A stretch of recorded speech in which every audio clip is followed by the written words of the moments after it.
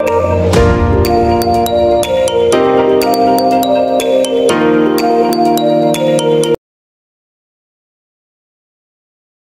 Students, welcome to my YouTube channel Biologicity. जो लोग मेरे चैनल पे पहली बार आए हैं प्लीज सब्सक्राइब माय चैनल, और अगर आपको मेरा वीडियो पसंद आता है तो प्लीज लाइक माय वीडियो। हम लोग स्टडी कर रहे थे क्लास 11th का चैप्टर बायोमोलिक्यूल्स। इस चैप्टर के हमारे 5 लेक्चर्स कंप्लीट हो चुके हैं। जिन्होंने अभी तक वो लेक्चर्स नहीं देखे हैं आप चैनल की प्लेलिस्ट में जाकर देख सकते हैं। प्लेलिस्ट का नाम है क्लास 11। इस प्लेलिस्ट में आपको सिर्फ क्लास 11 के चैप्टर्स के ही वीडियोज मिलेंगे, एज वेल एज इस वीडियो के डिस्क्रिप्शन बॉक्स में भी उन लेक्चर्स का लिंक दिया गया है। आज के इस लेक्चर में हम लोग मेटाबॉलिज्म को डिटेल में स्टडी करेंगे। टर्नओवर नंबर क्या होता है, कैटाबॉलिज्म क्या है, एनाबॉलिज्म क्या है, कैसे कोई सेल लिविंग स्टेट में मेंटेन रहती है, एंड स्टेडी स्टेट क्या होता है। ये सारे टॉपिक्स को आज हम लोग कवर करेंगे। स्टार्ट करते हैं अपने टॉपिक को। Dynamic state of body constituent concept of metabolism. What is metabolism? Diagram से समझते हैं। यहाँ पे आपकी बॉडी की हर एक सेल, जो लिविंग सेल है आपकी, हर एक सेल के अंदर भाई कोई ना कोई फंक्शन हो रहा होगा, वो फंक्शन को परफॉर्म कर रही होगी, रिएक्शन आपका कंटिन्यूसली हो रही होंगी। अब वो डिपेंड करेगा किस पार्ट की या किस ऑर्गन की ये सेल है, उसी ऑर्गन का ये फंक्शन परफॉर्म कर रही होगी। तो हर एक सेल के अंदर बहुत सारी सेम टाइम पे रिएक्शन चल रही होती है। कभी भी वो रिएक्शन स्टॉप नहीं होती है, स्लो डाउन या स्पीड अप होती हैं। वो रिएक्शंस कभी भी स्टॉप नहीं होंगी। क्या होती हैं? स्लो डाउन हो जाएंगी एकदम से, जैसे रिक्वायरमेंट होगी पर्टिकुलर फंक्शन के लिए, या फिर स्पीड अप हो जाएंगी। अब ये सारी रिएक्शन को हम लोग एक साथ एक वर्ड में बोलते हैं मेटाबॉलिक रिएक्शन।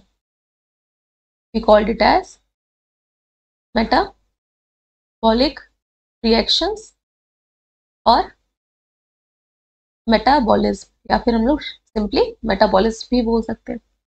अब सेम टाइम पे यहाँ पे दो टाइप की रिएक्शंस हो रही होंगी। दो टाइप की कैसे? वो रिएक्शंस जो बिल्डअप कर रही होंगी किसी मॉलिक्यूल को, बना रही होंगी, किसी मॉलिक्यूल की सिंथेसिस हो रही होगी,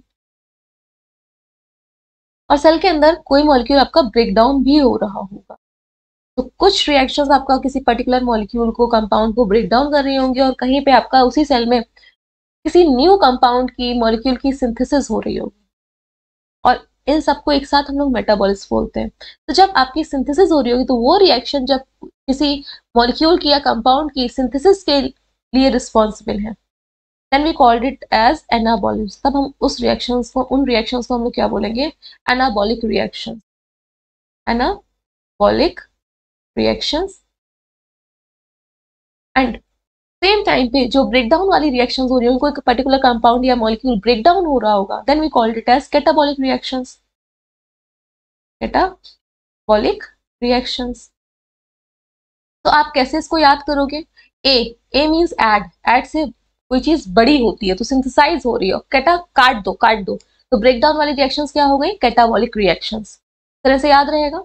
अगेन हर एक सेल के अंदर जितनी भी रिएक्शन हो रही होती है उनको एक साथ हम एक वर्ड में बोलते हैं मेटाबॉलिज्म। कई बोलते हैं कि हाँ ये कितना भी खा ले मोटा नहीं होता, क्योंकि इसका मेटाबॉलिज्म बहुत हाई है। मतलब सेल इतना ज्यादा एक्टिव है कि जितना भी एनर्जी जाती है या फूड जाता है वो यूटिलाइज हो जाता है। तो मेटाबॉलिज्म में दो टाइप की reaction, one is anabolic reaction, another one is catabolic reaction. वो रिएक्शन जब सिंथेसाइज कर रही होंगी किसी पर्टिकुलर कंपाउंड को, सपोज गोल्जी है या स्मूथ एंडोप्लाज्मिक रेटिकुलम है। यहाँ पे दूसरा एग्जाम्पल से देखिएगा। सपोज ये कोई एक सेल है, अभी ये यंग सेल है, अभी सेल अभी न्यूली फॉर्म सेल है, इसको साइज में एनलार्ज होना है। हम लोग ऑलरेडी सेल चैप्टर पढ़ चुके हैं। जब साइज में एनलार्ज होगी तो इसकी बाउंड्री, जिसको हम लोग सेल मेम्ब्रेन बोलते हैं, ये भी तो बड़ी होगी। ये जो सेल मेम्ब्रेन है ये भी तो एक्सपैंड करेगी, बड़ी होगी। अब ये सेल मेम्ब्रेन किसकी बनी हुई थी? लिपिड मॉलिक्यूल्स की along with the protein molecules. तो लिपिड की मॉलिक्यूल्स की रिक्वायरमेंट होगी, लिपिड की सिंथेसिस हो रही होगी। वो कहाँ पे होती है? सेल के अंदर, स्मूथ एंडोप्लाज्मिक रेटिकुलम में, जिसके ऊपर राइबोसोम नहीं अटैच होते। तो जो ईआर है वो क्या बना रहा है? लिपिड बना रहा है। तो सेल के अंदर लिपिड बन रहे हैं, ये किसमें आएंगी? बन रहे हैं कोई चीज एनाबॉलिक रिएक्शन में। अब इनको बनने के लिए बहुत सारे मॉलिक्यूल टूट भी रहे होंगे। इस लिपिड को बनने के लिए आपके छोटे छोटे मॉलिक्यूल्स होंगे जो जिनका ब्रेकडाउन भी हो रहा होगा, एंड एज वेल एज इसको सिंथेसाइज करने के लिए एनर्जी की भी रिक्वायरमेंट होगी। तो सेल के अंदर ग्लूकोज मॉलिक्यूल का भी C6H12O6 इसका भी ब्रेकडाउन हो रहा होगा। क्योंकि इसके ब्रेकडाउन से एनर्जी मिलेगी। इसको हम बोलते हैं सेलुलर रेस्पायरेशन।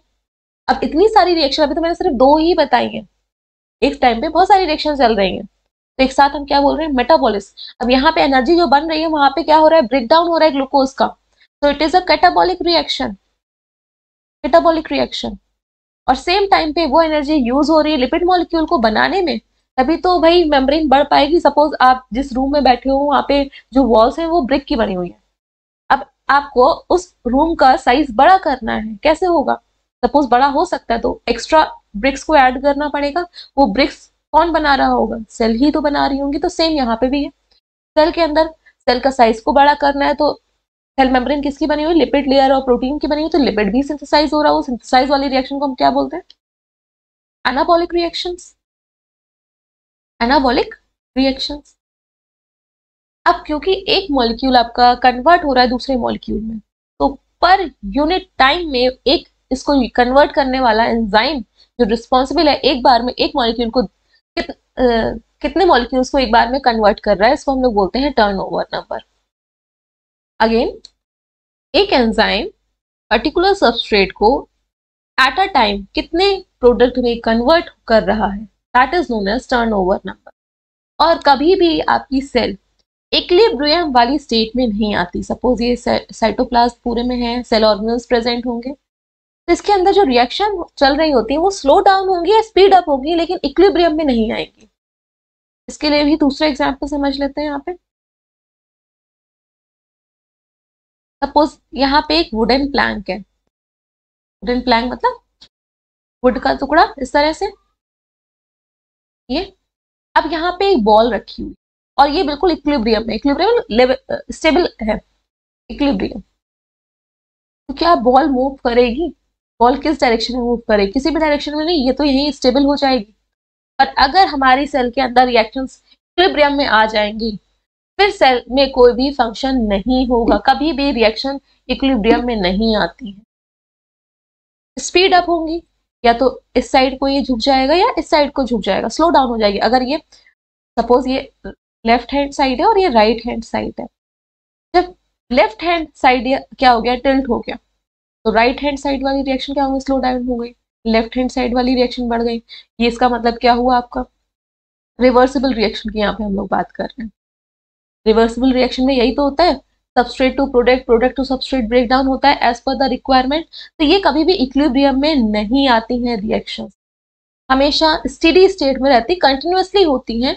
ये क्या होंगी, स्पीड अप हो जाएंगी, अगेन लिख देते हैं, या फिर स्लो डाउन हो जाएंगी।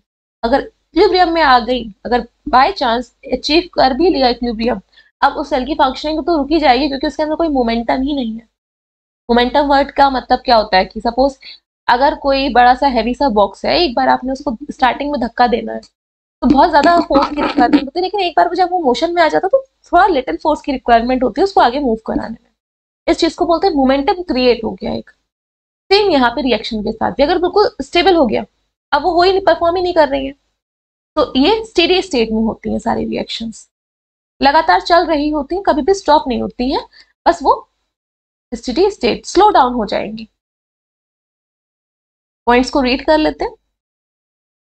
Living organism contain thousands of organic compounds. Living organism के अंदर बहुत सारे थाउजेंड्स ऑफ ऑर्गेनिक कंपाउंड्स हैं। अभी हम लोगों ने पढ़ा प्रोटीन है, डिफरेंट टाइप्स के कार्बोहाइड्रेट है, लिपिड है, न्यूक्लिक एसिड है।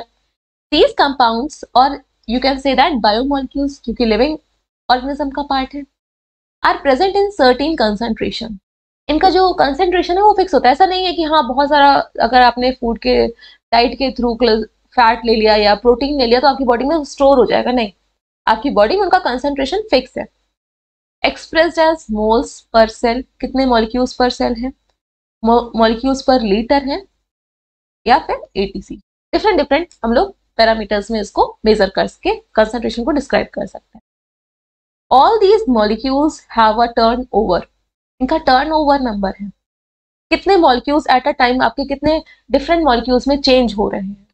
This means that they are constantly being changed into some other molecules. ये जो एक मॉलिक्यूल है, सपोज यहाँ पे ए मॉलिक्यूल है और ये रिवर्सिबल रिएक्शन है, बी मॉलिक्यूल में कॉन्स्टेंटली चेंज हो रहे हैं, तो एट अ टाइम, एक टाइम में कितने ए के मॉलिक्यूल्स बी मॉलिक्यूल में चेंज हो रहे हैं, यहाँ पे एंजाइम रिस्पॉन्सिबल होता है, उस चीज को हम बोलते हैं turn over number. Constantly being changed into some other biomolecules and also made from some other molecules, और खुद अपना किसी और मॉलिक्यूल से बने हुए, ए मॉलिक्यूल खुद आपका किसी मॉलिक्यूल से बना हुआ, सपोज एक्स मॉलिक्यूल से बना हुआ है, through chemical reactions together all these chemical reactions are called as metabolic. Cell के अंदर जितनी भी रिएक्शन चल रही होती है उनको एक साथ हम लोग मेटाबॉलिज्म बोलते हैं। दोनों पॉइंट समझ में आ गए होंगे। पहले वाले पॉइंट में क्या बताया गया था, जितने भी लिविंग ऑर्गेनिज्म है उनके अंदर और बहुत सारे ऑर्गेनिक कंपाउंड्स हैं, उनको हम लोग डिफरेंट डिफरेंट पैरामीटर्स की तरह लिख सकते हैं, मॉलिक्यूल्स पर सेल या molecules per litre. Turnover number क्या होता है कि आपकी सेल के अंदर पर्टिकुलर मॉलिक्यूल दूसरे मॉलिक्यूल में चेंज हो रहा है और वो जो बना था वो भी किसी और मॉलिक्यूल से बना हुआ होगा, तो एक टाइम पे कितने मॉलिक्यूल्स बन रहे हैं उसके ब्रेक डाउन होने से, इसको हम लोग टर्नओवर नंबर बोल रहे हैं। और एक सेल के अंदर कितनी रिएक्शंस आपकी परफॉर्म हो रही है उनको हम लोग मेटाबॉलिज्म बोल रहे हैं। Next, these metabolic reactions result in the transformation of biomolecules। Biomolecules जो भी पर्टिकुलर मॉलिक्यूल की बात हो रही है, सपोज यहाँ पे एक ए मॉलिक्यूल की ही बात हो रही है, तो ये ए मॉलिक्यूल आपका कन्वर्ट हो रहा है बी मॉलिक्यूल में, ठीक। तो मेटाबॉलिक रिएक्शन से ट्रांसफॉर्म हो गया ना ये मॉलिक्यूल, ए वाला मॉलिक्यूल था ये ट्रांसफॉर्म हो गया बी मॉलिक्यूल में, दूसरे मॉलिक्यूल में। लाइक यहाँ पे क्या दिया गया है, रिमूवल ऑफ CO2, पर्टिकुलर ए में पूरा कंपाउंड था, इससे CO2 बाहर निकल गई, बाकी का पूरा कंपाउंड एज सच बचा रहा। या फिर from amino acid making an amino acid into amine, amino acid से आपके एक CO2 निकल गई। अमीनो एसिड का स्ट्रक्चर याद है, NH2, यहाँ पे R group, H group, COOH, यहाँ से CO2 निकल गई, अमाइन ग्रुप ही तो बचा, तो बेसिक नेचर ज्यादा हो गया। Removal of amino group in nucleotide basis, nucleotide जो बेसिस थे, जो हम लोग ने न्यूक्लियोटाइड्स पढ़े थे उसमें नाइट्रोजनस बेसिस थे, उससे अमीन ग्रुप आपका रिमूव हो गया। Hydrolysis of glycosidic bond, glycosidic bond की हाइड्रोलिसिस होना इन अ डाइसेक्राइड, जो डाइसेक्राइड है वहां पे फिर से ये मोनोसेक्राइड में कन्वर्ट हो जाए। तो ये सारे आपके मॉलिक्यूल्स एक दूसरे मॉलिक्यूल्स में कन्वर्ट हो रहे हैं, इन सबको एक साथ हम क्या बोल रहे हैं, मेटाबॉलिक रिएक्शंस। तो आपको ये एग्जाम्पल्स नहीं याद रखने हैं, बस इतना याद रखना है कि मेटाबॉलिज्म है क्या, इसलिए ये एग्जाम्पल दिए गए। Next, Majority of these metabolic reactions are always linked to some other reaction। जितनी भी रिएक्शंस हो रही होंगी ये दूसरी रिएक्शन से लिंक्ड होंगी, एक के बाद एक के बाद एक। और द मेटाबोलाइट्स या फिर जो दूसरे कंपाउंड्स हैं जो मेटाबॉलिक रिएक्शन का रिजल्ट है, are converted into each other in a series of linked reaction called metabolic pathways. Metabolic pathway क्या है, सपोज अगर हम यहाँ पे बात करते हैं ग्लूकोज के ब्रेकडाउन की, C6H12O6, अब इसके ब्रेकडाउन से एनर्जी प्रोड्यूस हुई। हम पूरे पाथवे को नहीं बता रहे हैं, ये हम लोग रेस्पिरेशन में पढ़ेंगे। एनर्जी प्रोड्यूस हुई, अब वो एनर्जी अगर वहाँ पे रिक्वायरमेंट होगी तो यूज हो जाएगी, अदरवाइज रिक्वायरमेंट नहीं है तो रेस्पिरेशन तो सेल के अंदर हो ही रहा है, ये एनर्जी स्टोर हो जाती है। जो लिबरेट हुई energy after the breakdown of glucose molecule, ये स्टोर हो जाएगी in the form of ATP molecule. अब ये एनर्जी यूज हो सकती है किसी अदर फंक्शन को परफॉर्म करने के लिए, सपोज सिंथेसिस ऑफ लिपिड के लिए, सिंथेसिस ऑफ लिपिड अभी हम लोग ने एग्जांपल देखा था, सेल मेम्ब्रेन बढ़ना है। या फिर आप बात कर सकते हो डाइजेस्टिव एंजाइम की, स्टमक में एंजाइम प्रोड्यूस होते हैं प्रोटीन को डाइजेस्ट करने के लिए, पेप्सिन प्रोड्यूस होता है, तो पेप्सिन को भी तो सेल बनाएंगी ना, पेप्सिन एक आपका प्रोटीन है जो एंजाइम का काम करता है, तो उसको बनाने के लिए भी तो एनर्जी की रिक्वायरमेंट होगी, कुछ कंपाउंड्स की रॉ मटेरियल की रिक्वायरमेंट होगी, तो एनर्जी भी चाहिए, रॉ मटेरियल भी चाहिए, तो ये सेम टाइम पे 3 जगह रिएक्शन अब हो रही होगी, क्योंकि रॉ मटेरियल को बनाने के लिए भी ब्रेकडाउन हो रहा होगा, फिर पेप्सिन बन रहा होगा, तो ये अलग रिएक्शन है, एनर्जी के लिए ब्रेकडाउन हो रहा होगा C6H12O6 का, ग्लूकोज का। इसको हम बोलते हैं मेटाबॉलिक पाथवेज, क्योंकि ये इंटरलिंक्ड है और एक पाथवे के थ्रू हो रही है, रिएक्शन स्टेप बाय स्टेप हो रही है। This is known as metabolic pathway. Read कर लेते हैं एक बार फिर से पॉइंट को। Majority of these metabolic reactions, बहुत सारी, क्योंकि रिएक्शंस हैं तभी तो हम बोल रहे हैं metabolism, are always link to some other reactions, दूसरी रिएक्शन से लिंक होंगी, मेटाबोलाइट से लिंक होंगी, जो भी आपके सेल के अंदर प्रोडक्ट हैं, are converted into each other, एक दूसरे में कन्वर्ट हो रहे हैं in a series of linked reaction, reactions आपके आपस में लिंक्ड हैं, इसको हम लोग क्या बोल रहे हैं, metabolic pathways. Next point, flow of metabolites through the metabolic pathway has a definite rate and direction। Metabolic pathway से जो मेटाबोलाइट्स जो बीच में आपके कंपाउंड्स बन रहे हैं एक डेफिनेट रेट्स और डायरेक्शन में बनते हैं। ऐसा नहीं है कि फिर बैकवर्ड चले जाए फिर आपका फॉरवर्ड आ जाए। जितनी भी रिवर्सिबल और इनरिवर्सिबल रिएक्शन होती है इस तरह से, तो आपका दोनों साइड को बैकवर्ड भी हो रही होती है, सबस्ट्रेट और प्रोडक्ट दोनों साइड है। अब ये प्रोडक्ट फर्दर दूसरी रिएक्शन में आपका काम आ रहा है, फिर फर्दर आगे काम आ रहा है, तो ये इसको हम क्या बोलेंगे, 1 2 3 एक लिंक्ड है एक दूसरे के साथ। These are known as metabolic pathway. तो इनकी जो स्पीड है, रेट मतलब क्या है, यहाँ पे स्पीड से है। डेफिनेट रेट मतलब डेफिनेट स्पीड से ये परफॉर्म हो रही है और डेफिनेट डायरेक्शन में होंगी। ग्लूकोज का ब्रेकडाउन होना है तो एक साइकिल है जिसको हम लोग बोलते हैं ग्लाइकोलिसिस। उस ग्लाइकोलिसिस में ग्लूकोज का ब्रेकडाउन होता है और ग्लूकोज के ब्रेकडाउन से 2 पायरुवेट के मॉलिक्यूल बनते हैं। 2 पायरुवेट मॉलिक्यूल 3 कार्बन कंपाउंड है। तो ग्लूकोज कितने कार्बन का था, ग्लूकोज में 6 कार्बन थे और जो पायरुवेट बनते हैं उसमें 3 कार्बन होते हैं। तो पायरुवेट के कितने मॉलिक्यूल बनेंगे, 2। तो ये आप बीच में आपके बहुत सारे मॉलिक्यूल होते हैं, glucose, glucose 6 phosphate, fructose 6 phosphate. तो ये ब्रेक डाउन हो रहा है, चेंज हो रहा है। बीच के जो कंपाउंड्स हैं उनको हम क्या बोल रहे हैं, मेटाबोलाइट्स। तो हियर फ्लो ऑफ मेटाबोलाइट्स, जो इंटरमीडिएट आपके कंपाउंड्स हैं, थ्रू मेटाबॉलिक पाथवे, जो पूरी पाथवे चलती आ रही है। पाथवे क्या थी, linked reactions, has a definite rate, एक पर्टिकुलर स्पीड होगी और डायरेक्शन फिक्स होगा। This metabolite flow is called the dynamic state. Dynamic word का मतलब क्या होता है, मोशन में होना। स्टैटिक मतलब स्टेबल होना, कभी भी स्टैटिक नहीं होगा। अगर स्टैटिक हो गया दैट मीन्स इक्विलिब्रियम अचीव हो गया, और इक्विलिब्रियम अचीव हो गया तब तो सेल के अंदर काम ही नहीं होगा, जैसे मोक्ष की प्राप्ति हो गई। अब क्या आप जीवन के साइकिल से मुक्त हो गए, मोक्ष यही तो होता है। तो इक्विलिब्रियम कभी भी नहीं आता है, डायनेमिक स्टेट में रहता है। इसको हम बोलते हैं steady state, constant steady state. So this metabolite flow is called dynamic state of body constituent. Body constituent मतलब ये जो metabolites हैं। Next, another feature of these metabolic reaction is that every chemical reaction is catalyzed. Catalyzed word का मतलब क्या होता है?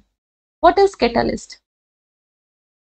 Catalyst वो substances होते हैं जो किसी भी रिएक्शन की स्पीड को फास्ट कर सकते हैं या फिर स्लो करने के लिए रिस्पॉन्सिबल होते हैं।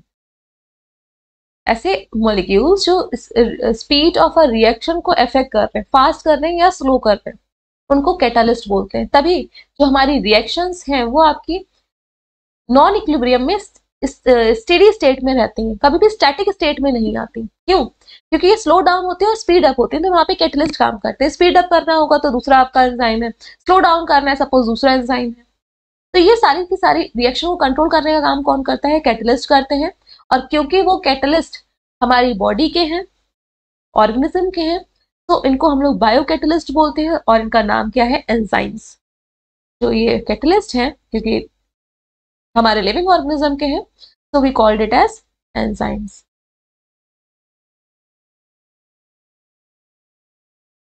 Next, there is no uncatalyzed metabolic conversion in living system. Living system में कोई भी ऐसी रिएक्शन नहीं है जो किसी एंजाइम के बिना ही आगे परफॉर्म हो रही हो या प्रोसीड हो रही हो।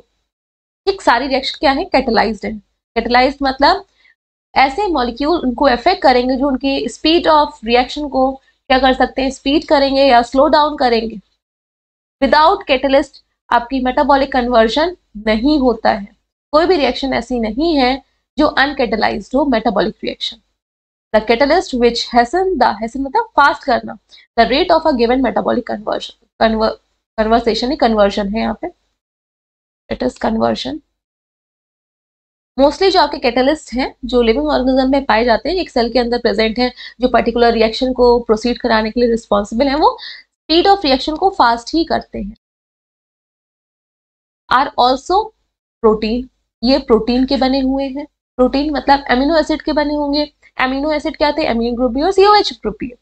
सपोज मैंने आपसे बोला कि आपके घर में पराठे बने, वो पराठा किसका हो सकता है, आलू का भी हो सकता है, पनीर का भी हो सकता है, गोभी का भी हो सकता है। तो भाई बेस क्या है, फ्लोर तो है ना, व्हीट फ्लोर है। तो यहाँ पे प्रोटीन जो पर्टिकुलर हमने प्रोटीन किसको नाम दिया था, ऐसे मॉलिक्यूल्स जिसमें अमीन ग्रुप भी हो और COH ग्रुप भी हो। अमीनो एसिड और अमीनो एसिड जुट के प्रोटीन बना रहे हैं, तो ऐसे सारे कंपाउंड को हमने नाम कैटेगरी दे दी, हाँ तुम सब प्रोटीन हो। अब उनका फंक्शन जब हमने देखा कि वो किसी रिएक्शन को क्या करा रहे हैं, स्पीड अप करा रहे हैं, स्लो डाउन करा रहे हैं, तो हमने बोला कि हाँ तुम अब ऐसे वाले प्रोटीन हो जिनको हम लोग एंजाइम नाम दे रहे हैं। तो these protein with catalytic power, और ये जो आपके लिविंग ऑर्गेनिज्म में सेल में पाए जाते हैं वो मोस्टली आपका फास्ट करते हैं रेट ऑफ रिएक्शन को, स्पीड ऑफ रिएक्शन को फास्ट करेंगे। तो इनके पास कैटालिटिक पावर है और उनका नाम क्या रखा गया, एंजाइम रखा गया।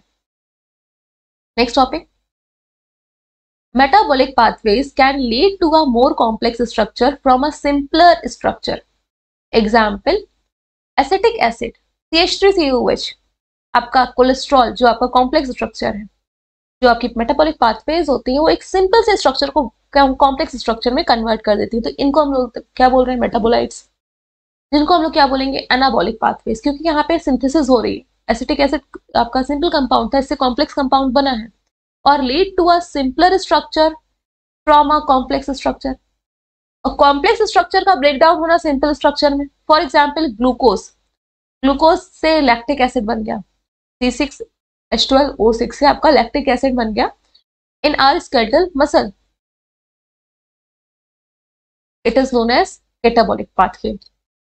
इसको हम लोग कैटाबॉलिक पाथवे बोलेंगे क्योंकि कॉम्प्लेक्स स्ट्रक्चर आपका सिंपल सब्सटेंस में जब ब्रेक हो गया और जब सिंथेसाइज हो रहा था, then we called it as anabolic. A से एडिशन, ए से बनना, एडिशन मतलब बनना, बड़ा होना, और सी से कट करना।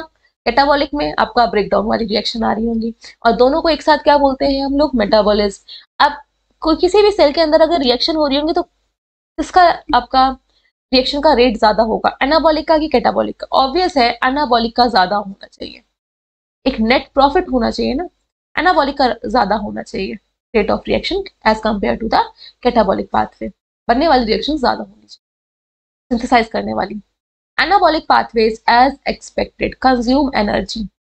अब जो एनाबॉलिक पाथवे है, किसी सब्सटेंस को जब ये फॉर्म कर रही होंगी तो एनर्जी की तो रिक्वायरमेंट होगी ही, लेकिन catabolic pathway lead to release of energy. अब कोई चीज टूट रही है, टूटने से आपकी एनर्जी रिलीज होगी। जो एटीपी मॉलिक्यूल है, energy molecule, adenosine triphosphate, phosphate की बॉन्ड एनर्जी बहुत ज्यादा होती है जब वो अटैच होता है। सपोज मेरा हाथ है खास इधर से, मैंने हल्के से इसको अटैच किया है और इस तरह से छोड़ा जाए तो धीरे से रिमूव हुआ, लेकिन बहुत कस के मैंने इसको जब पकड़ रखे दोनों हाथ को और कोई इधर से एकदम से कस के मारेगा तो मेरा हाथ भी तो झटके से छूटेगा। तो जितना ज्यादा आपकी बॉन्ड एनर्जी होगी जब उस बॉन्ड को ब्रेक होता है, तो इसकी फॉस्फेट की बॉन्ड एनर्जी ज्यादा होती है, जब ये ब्रेक होगा तो एनर्जी भी ज्यादा लिबरेट होगी। तो जो कैटाबॉलिक पाथवे होती है वहां पे एनर्जी रिलीज होती है, लेकिन एनाबॉलिक में कोई चीज बना रहे हैं तो एनर्जी का लगना होता है, रिक्वायरमेंट होती है, which is stored in the form of chemical bonds in ATP. अब जो ये एनर्जी रिलीज हुई है अगर सेम टाइम पे यूज हो गई तो कोई बात नहीं, अगर उस टाइम पे यूज नहीं हो रही है तो आपका एटीपी के फॉर्म में स्टोर हो जाती है। फॉस्फेट जुड़ जाता है, एडेनोसिन ट्राइफॉस्फेट। एडेनोसिन क्या होता है, एडेनोसिन न्यूक्लियोटाइड हम लोग ऑलरेडी पढ़ चुके हैं, देखिएगा, पेंटोज शुगर 5 कार्बन वाली sugar plus nitrogenous base adenine. जब एडेनिन पेंटोज से जुड़ जाता है उसको हम लोग बोलते हैं एडेनोसिन। अब इससे जब एक फॉस्फेट जुड़ा तो एडेनोसिन मोनोफॉस्फेट, 2 जुड़े तो एडेनोसिन डाइफॉस्फेट, और 3 जुड़े तो ट्राइफॉस्फेट। अब यहाँ से एक फॉस्फेट जब एनर्जी की रिक्वायरमेंट डिटैच हो गया, लिबरेट हो गई एनर्जी। तो अगर एनर्जी लिबरेट हो रही है तो आपकी स्टोर हो जाती है। एक फॉस्फेट आपका एडीपी से जुड़ जाता है, एटीपी बन जाता है, या एएमपी से 2 फॉस्फेट जुड़ जाते हैं तो एटीपी बन जाता है। इन शॉर्ट, सिंथेसिस वाली रिएक्शन जो सेल में होती हैं उनको हम लोग बोलते हैं एनाबॉलिक रिएक्शंस, और जो ब्रेकडाउन वाली होती हैं उनको कैटाबॉलिक। एनाबॉलिक रिएक्शन में एनर्जी की रिक्वायरमेंट होती है, कंज्यूम होती है एनर्जी, और कैटाबॉलिक पाथवे में एनर्जी रिलीज होती है जो स्टोर हो जाती है एटीपी के फॉर्म में। नेक्स्ट टॉपिक है हमारा लिविंग स्टेट। कैसे कोई सेल आपकी लिविंग स्टेट में रहती है। मैनी केमिकल कंपाउंड्स और मेटाबोलाइट्स, केमिकल कंपाउंड्स बोलो जो सेल के अंदर कंपाउंड्स प्रेजेंट होते हैं, या फिर मेटाबॉलिक रिएक्शंस का ये प्रोडक्ट है, उनका मॉलिक्यूल्स है, इसलिए मेटाबोलाइट्स भी बोल सकते हैं, या फिर biomolecules are present at concentrations characteristic of each of them. जिनकी कंसंट्रेशन है फिक्स है उसी कंसंट्रेशन में ये प्रेजेंट होते हैं। अगर ज्यादा हो गई तो इस रिएक्शन का जो डायरेक्शन है वो बैकवर्ड शिफ्ट हो जाता है। सपोज आपकी स्टमक की सेल है, इंटेस्टाइन की इनर लाइनिंग की, उसको पेप्सिन बनाना है। पेप्सिन आपका प्रोटीन को डाइजेस्ट करता है। अब पेप्सिन का अमाउंट बहुत ज्यादा हो गया, प्रोटीन डाइजेस्ट हो गया। जब पेप्सिन का अमाउंट ज्यादा हो गया, अब पेप्सिन का अमाउंट स्लो डाउन भी तो होगा, बंद होना चाहिए क्योंकि प्रोटीन तो डाइजेस्ट हो गया है। तो यहाँ पे सपोज जो पेप्सिन बन रहा है, ए कोई प्रोडक्ट है वो पेप्सिन में कन्वर्ट हो रहा है और रिवर्सिबल रिएक्शन है। तो अब जब ज्यादा हो गया है तो अब ये शिफ्ट किधर हो जाएगी, बैकवर्ड डायरेक्शन में। ये जो रिएक्शन है बैकवर्ड डायरेक्शन में ही तो शिफ्ट होगी। फिर ए ज्यादा हो जाएगा तो ये फिर फॉरवर्ड डायरेक्शन में शिफ्ट हो जाएगी। इस तरह से आपकी रिवर्सिबल रिएक्शंस कंटिन्यू होती हैं। यहाँ पे एग्जाम्पल दिया गया है, एक बार पॉइंट को फिर से रीड करते हैं। मैनी केमिकल कंपाउंड्स या फिर मेटाबोलाइट्स या बायोमोलिक्यूल्स, अलग अलग नाम बोल सकते हैं, are present at concentration characteristic each of them. Particular concentration में ही ये प्रेजेंट होंगे। ज्यादा हो गया तो वहां पे दूसरी रिएक्शन आपकी स्टार्ट हो जाती है। The blood concentration of glucose in a normal healthy individual is 4.5 to 5.0 millimole, while that of hormones would be in nanograms per ml। ये कंसंट्रेशन है आपकी ग्लूकोज की ब्लड में, और जो हार्मोन्स की है वो आपकी नैनोग्राम्स पर एमएल में है। नेक्स्ट पॉइंट, ये फिक्स होती है। All living organism exist in a steady state. Steady state मतलब कंटिन्यूअस स्टेट में होंगे, भले ही स्लो डाउन हो रहे हो, स्पीड अप हो रहे हो, लेकिन कांस्टेंट नहीं होंगे, कभी भी इक्विलिब्रियम में नहीं आएंगे। स्टेडी स्टेट क्या बोलते हैं, लगातार होना। Characterised by concentration of each of these biomolecule, इनका जो कंसंट्रेशन है उसके ऊपर डिपेंड होगा। These biomolecules are in metabolic flux. Any chemical और physical process move spontaneously to equilibrium. A product, A substrate B product में चेंज हो रहा है, बी का कंसंट्रेशन बढ़ गया तो ये रिएक्शन आपकी किस डायरेक्शन में शिफ्ट हो जाएगी, बैकवर्ड डायरेक्शन में। ए का कंसंट्रेशन बढ़ जाएगा फिर तो बी का, क्योंकि बी ब्रेक डाउन हो गया, अब बी का तो ब्रेक डाउन हो गया ना, तभी तो ए में शिफ्ट हुआ। अब ए का कंसंट्रेशन बढ़ गया तो ये रिएक्शन अगेन किधर मूव कर गई, अगेन फॉरवर्ड हो गई बी में, फिर से बी का मॉलिक्यूल बन गया तो ए के मॉलिक्यूल फिर अगेन कम हो गया। इस तरह से ये स्टेडी स्टेट में मेंटेन रहते हैं। इस चीज को हम क्या बोलते हैं, मेटाबॉलिक फ्लक्स। यहाँ बी का एक पर्टिकुलर अमाउंट कंसंट्रेशन जब फॉर्म हो गया है तो ये फर्दर या तो आगे प्रोसीड होगी, बी ब्रेक डाउन होगा सी में, या फिर बी आपका फिर से रिकन्वर्ट हो जाएगा ए में। लेकिन बी का कंसंट्रेशन कंटिन्यूसली बढ़ता नहीं जाता है। अगर एक पर्टिकुलर कंसंट्रेशन अचीव कर लिया तो उसके बाद दूसरा मॉलिक्यूल में ये फिर से कन्वर्ट होगा, that is known as metabolic flux. इसको हम लोग क्या बोल रहे हैं, metabolic flux. I hope metabolic flux समझ में आ गया होगा आपको। All living organism exist in a steady state, लगातार कंटिन्यूएशन की स्टेट में रहते हैं molecules, characterized by the concentration of each molecule. Particular concentration है, अगर उस कंसंट्रेशन से प्रोसीड एक्सीड करता है तो रिवर्सिबल रिएक्शन में डायरेक्शन होता है वो चेंज हो जाता है, जस्ट अपोजिट हो जाएगा। फॉरवर्ड होगा तो बैकवर्ड हो जाएगा, बैकवर्ड होगा तो फॉरवर्ड हो जाएगा, या फिर आगे दूसरी रिएक्शन में प्रोसीड हो जाएगा। इस चीज को हम लोग क्या बोलते हैं, मेटाबॉलिक फ्लक्स। एनी केमिकल और physical process move spontaneously to equilibrium. Equilibrium की तरफ मूव कर रही होंगी लेकिन इक्विलिब्रियम को अचीव नहीं करेंगी। Next, the steady state is a non equilibrium state. Equilibrium नहीं आएगा, नॉन इक्विलिब्रियम स्टेट है, because system at equilibrium can not perform work. अगर इक्विलिब्रियम पे आ गया, क्या वर्क परफॉर्म करेगा, वो तो स्टेबल हो गया बिल्कुल। The living state is a non equilibrium steady state to be able to perform work. अगर जो लिविंग स्टेट है, लिविंग कंडीशन है, तो वो हमेशा नॉन इक्विलिब्रियम स्टेडी स्टेट में होगी। इक्विलिब्रियम वाली स्टेज में कोई भी फंक्शन नहीं होता है, डेड हो गई, दैट मीन्स वो से मोक्ष को प्राप्ति हो गई। Living process is a constant effort to prevent falling into a equilibrium. Living process constant, जो रिएक्शन है वो कांस्टेंट एफर्ट में होती है, कभी भी इक्विलिब्रियम ना हो। मॉलिक्यूल आपका या तो फॉरवर्ड डायरेक्शन में शिफ्ट हो जाए या फिर रिएक्शन जो है आपकी बैकवर्ड डायरेक्शन में शिफ्ट हो जाए, या फर्दर दूसरी रिएक्शंस आगे कंटिन्यू हो रही हूँ, जिसको हम लोग मेटाबॉलिक पाथवे बोलते हैं। This is achieved by energy input. Energy दे देंगे तो कभी स्टेबलाइज हो गई, भाई एनर्जी ज्यादा है तो मॉलिक्यूल ब्रेकडाउन होगा, एनर्जी रिलीज होगी तो दूसरा मॉलिक्यूल बनेगा। तो एनर्जी जितनी देते जाएंगे आपका इक्विलिब्रियम आपका नहीं कभी भी अचीव होगा। नॉन स्टेडी स्टेट रहेगी, नॉन इक्विलिब्रियम स्टेडी स्टेट रहेगी। Metabolism provide a mechanism for the production of energy. Energy produce होगी, वहां पे मॉलिक्यूल्स दूसरे बनेंगे उस एनर्जी को यूज करके। Hence the living state and metabolism are synonymous. दोनों एक ही हैं। लिविंग स्टेट का मतलब ही है मेटाबॉलिज्म। सेल के अंदर अगर रिएक्शन हो रही है, रिएक्शन होंगी तभी हम उसको लिविंग स्टेट बोलेंगे, और उन रिएक्शंस को हम लोग मेटाबॉलिज्म बोलते हैं। Without metabolism there can not be a living state. Metabolism के बिना कोई भी लिविंग स्टेट नहीं है। अगर सेल है उसके अंदर रिएक्शन हो ही नहीं रही है, इसका मतलब क्या हो गया, वो सेल डेड हो गई, काम ही नहीं कर रही है। तो मेटाबॉलिज्म के बिना कोई भी लिविंग स्टेट नहीं है। थोड़ा सा बोरिंग सा भी टॉपिक था, एक बार फिर से रिकॉल कर लेते हैं सारे पॉइंट्स को। सबसे पहले हम लोगों ने क्या पढ़ा था, डायनेमिक स्टेट। डायनेमिक स्टेट क्या होता है, कोई भी चीज हमेशा मोशन में रहे। और सेल के अंदर जितनी भी रिएक्शंस होती हैं उसको हम लोग क्या बोलते हैं, मेटाबॉलिज्म। ये पढ़ लिया हम लोगों ने। मेटाबॉलिज्म आपका सिंथेसिस वाली रिएक्शन एनाबॉलिज्म, ब्रेकडाउन वाली reaction catabolism.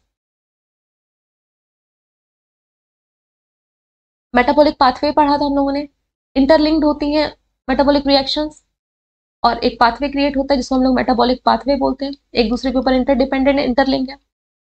Metabolic pathways example किसका दिया था, लिपिड को बनाने के लिए एनर्जी की रिक्वायरमेंट और लिपिड के बनाने के लिए रॉ मटेरियल की भी रिक्वायरमेंट हो। सेम टाइम पे ग्लूकोज का भी ब्रेकडाउन हो रहा है, लिपिड को बनाने वाले मॉलिक्यूल भी शायद ब्रेकडाउन हो रहे होंगे और एक साइड पे आपका लिपिड बन रहा है, तो ये इंटरकनेक्टेड है, इसलिए मेटाबॉलिक पाथवे। नेक्स्ट आपका क्या पढ़ा हम लोगों ने, turn over number. Eight a time कितने मॉलिक्यूल्स कितने दूसरे मॉलिक्यूल में कन्वर्ट हो रहे हैं एक टाइम पे, उनको हम लोग टर्न ओवर बोलते हैं। अब मेटाबॉलिक रिएक्शन हमेशा क्या होती है, कैटलाइज्ड रिएक्शन होती है। कैटलाइज्ड रिएक्शन, इनको परफॉर्म कराने वाले जो मॉलिक्यूल हैं उनका नाम क्या है, एंजाइम्स। कोई भी ऐसी रिएक्शन नहीं जो अनकैटलाइज्ड ना हो, और जो लिविंग ऑर्गेनिज्म में ऐसे कैटलिस्ट पाए जाते हैं जिनको एंजाइम बोल रहे हैं, हमेशा रेट ऑफ रिएक्शन को इंक्रीज करते हैं, स्पीड अप करते हैं। जितनी भी रिएक्शन चल रही होती है सेल के अंदर वो हमेशा स्टेडी स्टेट में होती है, स्टेडी स्टेट में होती है, कभी भी इक्विलिब्रियम को अचीव नहीं करती है। Steady state as well as non equilibrium वाली स्टेट में होती है। लिविंग स्टेट में हम सेल को कब बोलेंगे, लिविंग स्टेट का मतलब क्या है, सेल के अंदर एक मेटाबॉलिज्म हो रहा होगा, दैट मीन्स वो सेल कैसी है, आपकी लिविंग है, क्योंकि इक्विलिब्रियम पे कोई भी फंक्शन नहीं होता है। This is all about today's topic.